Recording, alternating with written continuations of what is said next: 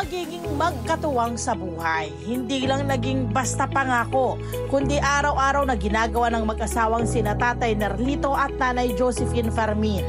Sa mga simple nilang trabaho, naitaguyod nila ang kanilang mga anak at napagtapos ng pag-aaral. At ngayon, mga anak na nila ang bumabawi sa kanila. Masayang masaya kami dahil nasuklihan ng aming sakripisyo ng aming mga anak. Paano nga ba nila napagtibay ang kanilang pagsasama? Samahan kami at alamin ang kanilang kwentong kabarangay.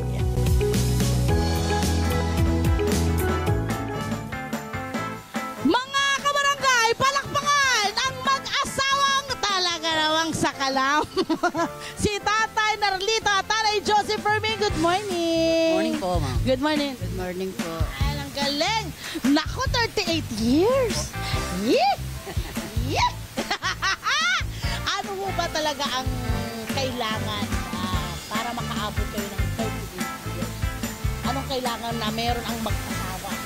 Po sa bigayan lang po. Bigayan? Ano pa Hindi po? kailangan po taasan ng iri. Ayan. Kung baba, kung sinong may mali, pakinggan na lang po. Oo. Nay, ano sa tingin nyo?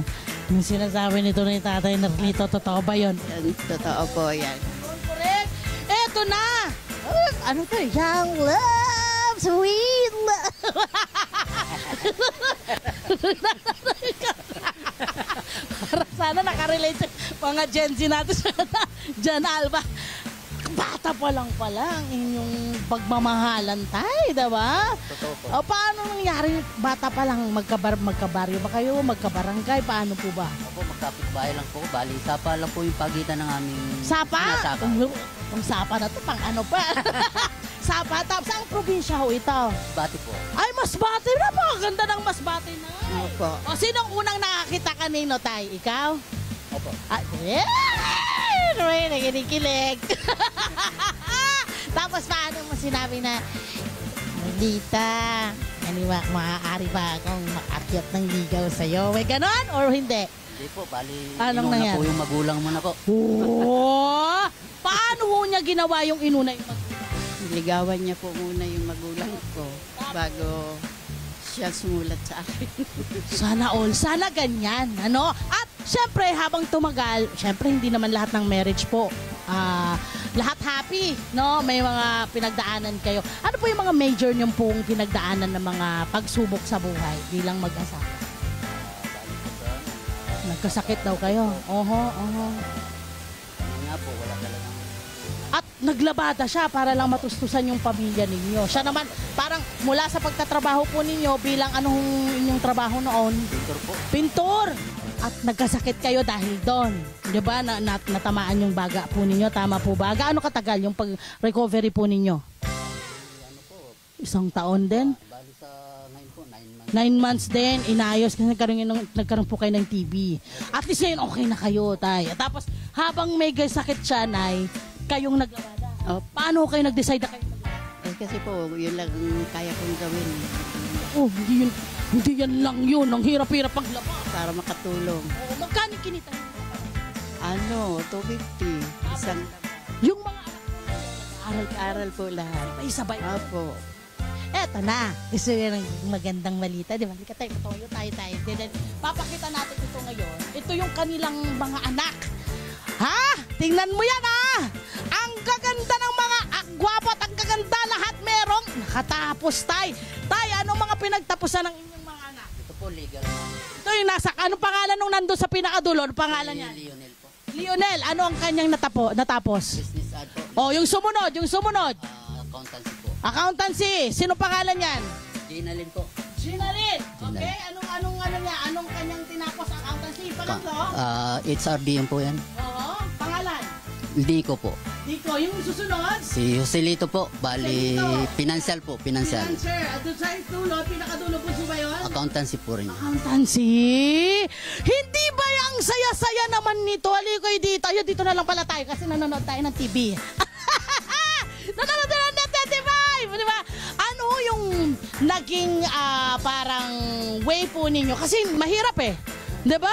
Labada, Tapos nung gumaling si tatay, ano tay, ang ginawa nyo, nagtrabaho kayo ulit. Opo, trabaho ulit. Tapos tuloy-tuloy para makatapos. Para po makatapos. Eto na nga, ang balita ko. Dinadala na kayo kung saan-saan na ng inyong mga anak. Opo. Yun ang kanilang regalo Silang- sa inyo. At retired na raw kayo. Opo. Kumusta ang maging retired? Yung mga anak ang tumutulong ngayon. Masaya po kasi nararamdaman na namin yung hirap namin noon. Tapos sila na ngayon ang sumusuporta sa amin. Pakiramdam tayo, ikaw. Kasi dahil siguro nakita ng mga anak mo na napaka-responsable yung mga magulang, ipinabalik. Hindi nyo naman hiniling yan sa kanila. No? Opo, opo. Diba? Pero kusa silang tumutulong sa Opo. Anong pakiramdam ng gano'n? Bali, talagang masaya po. Masaya po. Sa tingin nyo po ba, nakita nyo, may maganda kami ginawa para sa pamilya, gano'n yung nararamdaman nyo? Opo, ma'am. Aha. Ano po ang mensahe po ninyo doon sa mga, ay, ito pa pala, balak nyo raw mag-retire sa Masbate na doon sa probinsya? O nga po, kaya lang medyo nag-iipon pa po kasi di pa tapos yung aming bahay doon. Nabutan ng bagyo. May bahay na kayo? Opo, mayroon. Yun po yung inyong, sino po ang nagpuhunan ng bahay na yun? Sila din. Tulong-tulong. Yeah, may bahay kayo dahil sa mga... Ito po. Napakagandang regalo, ano ho. Ayan, Masbate. Nay, para sa mga I'm sure marami ho kasi ganun ngayon, yung mga nanay at tatay na hirap para lang talaga mapagtapos ang mga anak, diba? Anong inyong, kumbaga, mensahe sa kanila?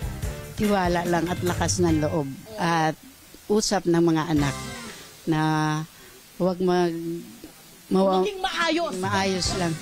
Huwag maging maayos sila. Opo, makinig sa magulang. Yes, correct. At syempre, sir, ano po yun naman yung inyong mensahe sa mga anak na? Para sa akin po, yung tapos na sila, yung kanilang naman pamilya, buhay, lalo sa mga anak nila, itaguyo din po nila.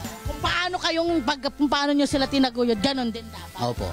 Beautiful, oh, 'di ba? Cutting curses 'yan, yung dating parang hirap na hirap at talagang umaasa, pinutol nyo. Kailangan maging kayo sa sarili nyo, matuto kayong tumayo na sa sarili nyo mga paa, wag umasa sa iba. Yan, beautiful. Maraming salamat, Tatay Narlito at Nanay Josie.